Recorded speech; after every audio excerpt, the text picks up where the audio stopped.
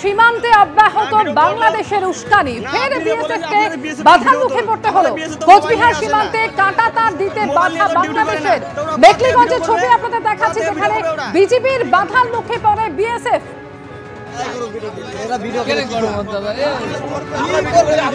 ওই একই কাজ আপনারা যেটা করবেন সেটা আমরা করব।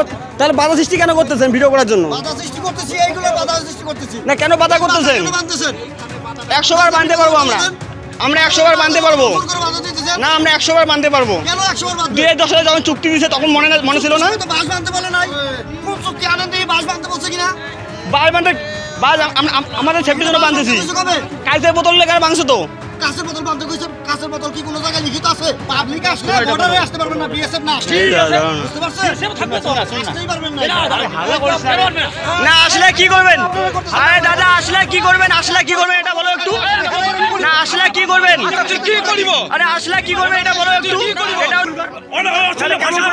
আমরা বর্ডারে আসতে পারবো না, আমাদেরকে জোর করে টানিয়ে নিয়ে যাবে, এই চক্রান্ত করতেছে বাংলাদেশের বিজিবি। না কেন বেড়া দেবো না? কেন বেড়া দেবো না? না ভিডিও করবো না। আপনি যে বলেন যে আপনাদের বিএসএফ কে ভিডিও করতে হবে, আমাদের বিএসএফ তো মোবাইল নিয়ে আসে না, মোবাইল নিয়ে তো ডিউটি করে না। তো ওরা কোথা থেকে ভিডিও করবে? কোথা থেকে ভিডিও করবে ওরা? কি কারণে ভিডিও করবে?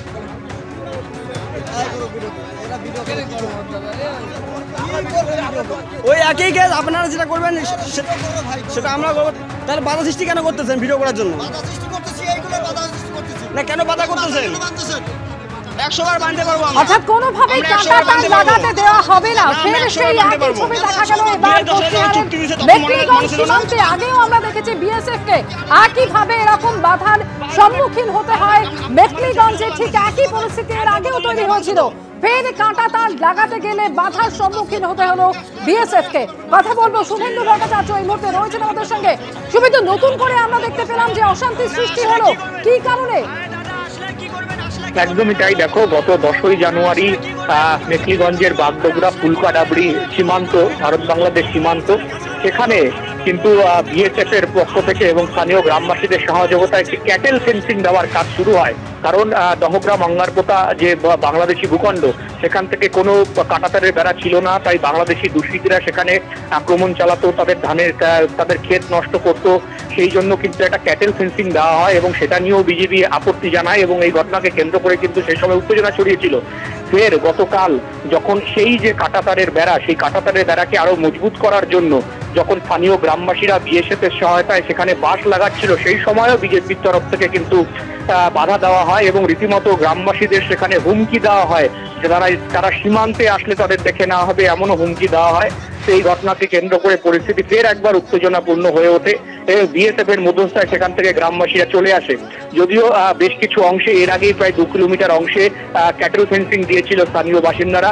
আজকেও কিন্তু বেশ কিছুটা অংশে সেখানে বাঁশ লাগিয়ে দিয়েছিল। এর আগে কিন্তু কাঁচের বোতলও সেখানে লাগানো হয়েছিল। সেই কাঁচের বোতলও বাংলাদেশি দুষ্কৃতীরা ভেঙে ফেলে, এমনটাই কিন্তু অভিযোগ। তার ফলেই কিন্তু আজকে আবার বাঁশের সেখানে বেড়া যখন দেওয়া হচ্ছিল সেই ফেন্সিংকে কেন্দ্র করে, সেই সময় ফের উত্তেজনা ছড়ায়। বিজেপি বারে বারে বাধা দেয় এবং তাদের দাবি যে এখানে কোনো রকম বেড়া দেওয়া যাবে না, এই দাবি কিন্তু তারা করতে থাকেন। এবং যারা গ্রামবাসী যারা ছিল, যারা প্রতিবাদ করেন, তাদের রীতিমতো হুমকি দেওয়া হয় বাংলাদেশ বর্ডার গার্ডের পক্ষ থেকে এবং গতকাল এই ঘটনাকে কেন্দ্র করে ব্যাপক উত্তেজনা ছড়ায়। তবে আজকে পরিস্থিতি শান্ত রয়েছে এবং সেই স্থানে যেখানে বাঁশ লাগানো হচ্ছিল আপাতত বাঁশ সেখানে বাধা কিন্তু বন্ধ রয়েছে। একেবারে শুভেন্দু, যে ছবি আমরা দেখতে পাচ্ছি মেখলিগঞ্জে, ফের সেই পরিস্থিতি যেখানে বিএসএফ কে আবারও কাঁটাতার দিতে বাধার মুখে পড়তে হলো।